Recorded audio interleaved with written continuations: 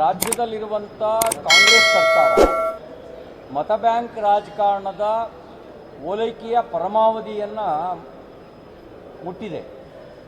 ನೋಡಿ, ಸಾಂವಿಧಾನಿಕರ ರಚನಾ ಸಭೆಯಲ್ಲಿ ಅಂದರೆ ಸಂವಿಧಾನ ಹೇಗಿರಬೇಕು ಅನ್ನುವಂಥ ಡಿಬೇಟ್ನಲ್ಲಿ ಕೆಲವರು ಪ್ರಸ್ತಾಪ ಮಾಡಿದ್ರು. ರಿಲಿಜಿಯಸ್ ಬೇಸ್ಡ್ ರಿಸರ್ವೇಷನ್ಗೆ ಅಂದರೆ ಮತೀಯ ಆಧಾರಿತ ಮೀಸಲಾತಿಗೆ ಸಂಬಂಧಪಟ್ಟಂತೆ ಪ್ರಸ್ತಾಪ ಮಾಡಿದ್ರು. ಆಗ ಭಾಳ ಸ್ಪಷ್ಟವಾಗಿ ಡಾಕ್ಟರ್ ಅಂಬೇಡ್ಕರ್ ಅವರು ಯಾವುದೇ ರೀತಿಯ ಮತೀಯ ಆಧಾರಿತ ಮೀಸಲಾತಿಯನ್ನು ಕೊಡೋಕ್ಕೆ ಬರಲ್ಲ ಅನ್ನೋದನ್ನು ನಿರಾಕರಿಸಿದರು. ನೀವು ಜಾತಿಯ ಆಧಾರದಲ್ಲಿ ಮೀಸಲಾತಿ ಕೊಡ್ಬೋದು, ಆರ್ಥಿಕ ಹಿಂದುಳಿದಿರುವಿಕೆಯ ಆಧಾರದಲ್ಲಿ ಮೀಸಲಾತಿ ಕೊಡ್ಬೋದು. ಸಾರಾಸಟ್ಟಾಗಿ ರಿಲಿಜಿಯಸ್ ಬೇಸ್ಡ್ ರಿಸರ್ವೇಷನ್ ಕೊಡೋದು ಅದು ಅನ್ಕಾನ್ಸ್ಟಿಟ್ಯೂಷನಲ್ ಆಗುತ್ತೆ, ಅಸಾಂವಿಧಾನಿಕ ಆಗುತ್ತೆ.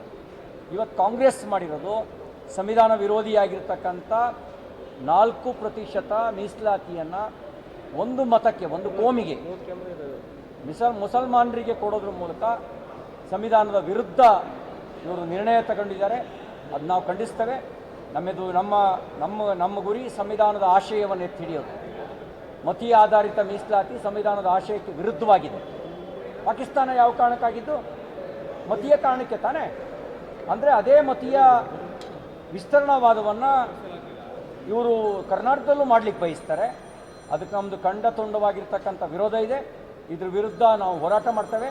ನಾವು ಕಾಂಗ್ರೆಸ್ ಸರ್ಕಾರಕ್ಕೆ ಆಗ್ರಹಿಸ್ತೇವೆ, ನೀವು ಸಂವಿಧಾನ ವಿರೋಧಿಯಾಗಿ ತೆಗೆದುಕೊಂಡಿರ್ತಕ್ಕಂಥ ಈ ಮತೀಯ ಆಧಾರಿತ ಮೀಸಲಾತಿಯನ್ನು ವಾಪಸ್ ತೆಗೆದುಕೊಳ್ಳಿ.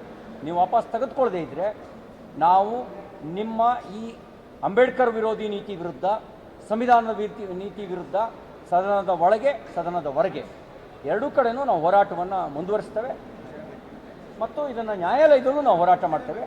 ನಿಮ್ಮದು ಅನ್ಕಾನ್ಸ್ಟಿಟ್ಯೂಷನಲ್ಲು, ಹಾಗಾಗಿ ನಿಮಗೆ ಈ ರೀತಿ ಕ್ರಮ ತೆಗೆದುಕೊಳ್ಳೋದು ಅದು ಸಂವಿಧಾನದ ವಿರುದ್ಧ ಆಗುತ್ತೆ. ಒಂದು ಸರಿ ನೀವು ಸಂವಿಧಾನ ರಚನಾ ಸಭೆಯ ಸಂದರ್ಭದ ಡಿಬೇಟ್ನ ಓದಿ, ಈ ಸದನದಲ್ಲೂ ಆ ಡಿಬೇಟ್ನ ಚರ್ಚೆಗಿಡಬೇಕು. ಆ ಸಂದರ್ಭದಲ್ಲಿ ಏನು ಚರ್ಚೆ ಆಯಿತು ಅಂತ, ಯಾವ ಕಾರಣಕ್ಕೆ ಡಾಕ್ಟರ್ BR ಅಂಬೇಡ್ಕರ್ ಅವರು ರಿಲಿಜಿಯಸ್ ಬೇಸ್ಡ್ ರಿಸರ್ವೇಷನ್ನ ವಿರೋಧಿಸಿದರು ಅನ್ನೋದು ರಾಜ್ಯ ಮತ್ತು ದೇಶದ ಜನರಿಗೆ ಸ್ಪಷ್ಟ ಆಗಬೇಕು. ಹೇಗೆ ಇವತ್ತು ಕಾಂಗ್ರೆಸ್ಸು ತನ್ನ ವೋಟ್ ಬ್ಯಾಂಕಿಗೋಸ್ಕರ ಸಂವಿಧಾನ ವಿರೋಧಿಯಾಗಿ ವರ್ತನೆ ಆಗ್ತಾಯಿದೆ ಅನ್ನೋದು ಕೂಡ ರಾಜ್ಯ ಮತ್ತು ದೇಶದ ಜನರಿಗೆ ತಿಳಿಬೇಕು. ನಾವು ಇದನ್ನು ಹೋರಾಟವನ್ನು ಮುಂದುವರಿಸ್ತೇವೆ. ನೋಡಿ, ಜಾತಿ ಆಧಾರಿತ ಮೀಸಲಾತಿಯನ್ನು ಆರ್ಥಿಕ ಹಿಂದುಳಿಕೆಯ ಆಧಾರಿತ ಮೀಸಲಾತಿಗೆ ಸಂವಿಧಾನವೇ ಅವಕಾಶ ಕೊಟ್ಟಿದೆ, ಮತೀಯ ಆಧಾರಿತ ಮೀಸಲಾತಿಗಲ್ಲ. ಇದನ್ನೆಲ್ಲ ಕೊಡ್ತಾರೆ ಏನಿದ್ರೆ ಜಿನ್ನ ಪಾಕಿಸ್ತಾನನೇ ಕೇಳ್ತಿರಲಿಲ್ಲ. ಯಾಕೆಂದರೆ ಪಾಕಿಸ್ತಾನಕ್ಕಿಂತ ಇಲ್ಲೇ ಸುಖವಾಗಿರ್ಬೋದು ಅಂತ ಜಿನ್ನಾನಿಗೂ ಅನ್ನಿಸ್ತಿತ್ತು.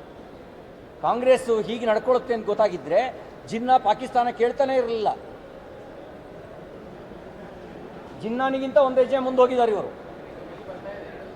ನಾವು ಬಿಲ್ಲನ್ನು ವಿರೋಧಿಸ್ತೇವೆ, ನ್ಯಾಯಾಂಗ ಹೋರಾಟವನ್ನು ಮಾಡ್ತೇವೆ, ಜನತಾ ನ್ಯಾಯಾಲಯದಲ್ಲೂ ಹೋರಾಟ ಮಾಡ್ತೇವೆ.